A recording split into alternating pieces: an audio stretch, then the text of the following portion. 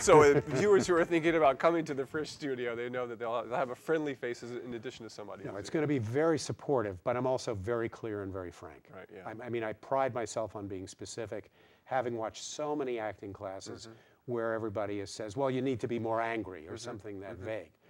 Well, we talk about why you're angry, what is the image that you're going to use to be angry, what is on that face that you see in front of you that gives you the feeling that, you know, there's somebody who's against you or whatever is required. I mean, it's very specific work. You know, I have a very defined class, depending on what I'm teaching. If I'm teaching a camera class for 3 months, that's what I'm teaching. If I'm teaching emotional preparation, that's what I'm teaching.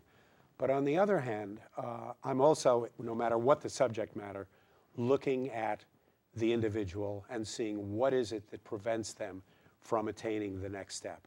What's the thing that's going to bring them up to the next level of work? And it's usually some kind of block, either physical or vocal or emotional block. Then I emphasize that work. You're trying to remove that, yeah. You try and remove that, and you try and point them toward a fullness in an area where previously they've been unable to succeed. I'm gonna read a quote from Julianne Moore, one of your former students, and she's talking about the method that you use, and I want to see if I can get you to expand on that a little bit. The quote is, "The method that Peter taught is still one that I use today. He gave me the tools to access emotionally and intellectually very dense material. He allowed me to see that with every character, every piece, there is always a way that is deeper and truer than you first imagined." So you're partly talking right about the way to access that deeper and truer spot. Give me some more tips on that. Well, I work completely from the imagination. I mean, I think that the direct route is the world of the play, the world of the screenplay. If you are going into your own world and your own past, like, for example, the method, you know, suggests that you do that. But a lot of the major teachers also talk about using your own associations. It keeps you to who you are because that's what made you. You know, your own experience made you. So how are you going to leap, take that transformational leap into a new mind, a new spirit, a new body, a new voice? How are you going to do that if you are simply using your own stuff? It's going to make you you. So I work on things to develop the imagination. One of the things I think that Julie's talking about in that quote is the why. The why, W-H-Y, is the bottom line motivation. What is the reason that this character needs to pursue what this character needs to pursue?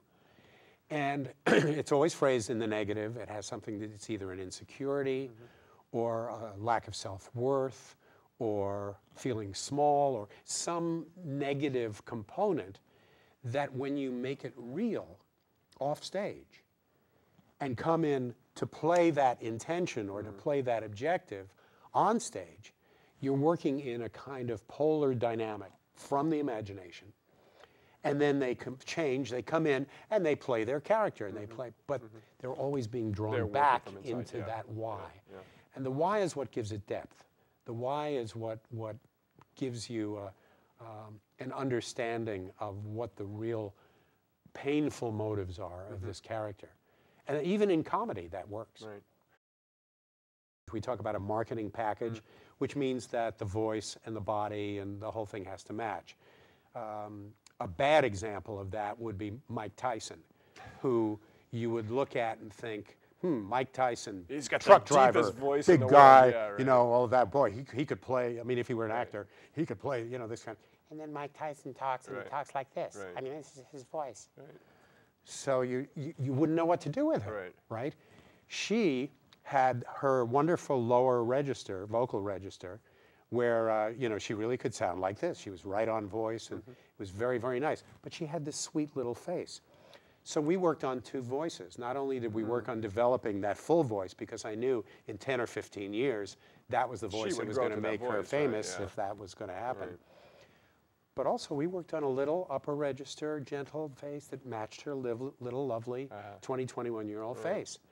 And for the next 3 or 4 years, as she made her way in the business, that little voice got her the work that were the foothills to her sort of mountainous Everest. career. Yes. Yeah, right. Right.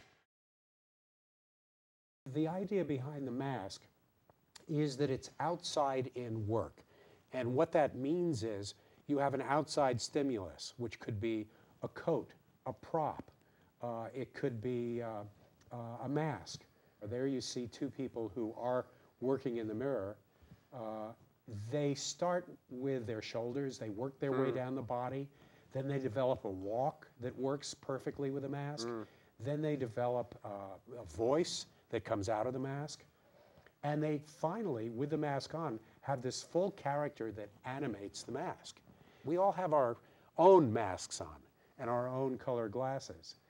And what does it take to get you to fully inhabit a completely different character? Yeah. The features are so different than yours that it almost forces you to transform into another character. Yeah.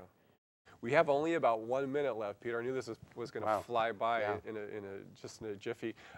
I'd like for you to use your final 60 seconds on camera just to maybe give some advice to aspiring actors. Advice to aspiring actors. Depends on the age. Okay. Before they're 16, they should improvise, they should play. They shouldn't get serious about technique. An actor matures later than a musician. You know, you could have math geniuses, chess champions, and musical prodigies at age 8, 9, and 10. Kids have a natural way of acting, but when they go through puberty, it changes. Okay. So I think that's the case. If you're in the late teen years, then you got to get yourself into serious study, because the more flexible an actor is, the more technique they understand, the more they can go between theater and film and other forms that they have. But I think it's very important to study and stretch and to really observe life, because that's the bottom line. That's a beautiful finishing statement. Thank you. Okay. Thank you so much, Peter.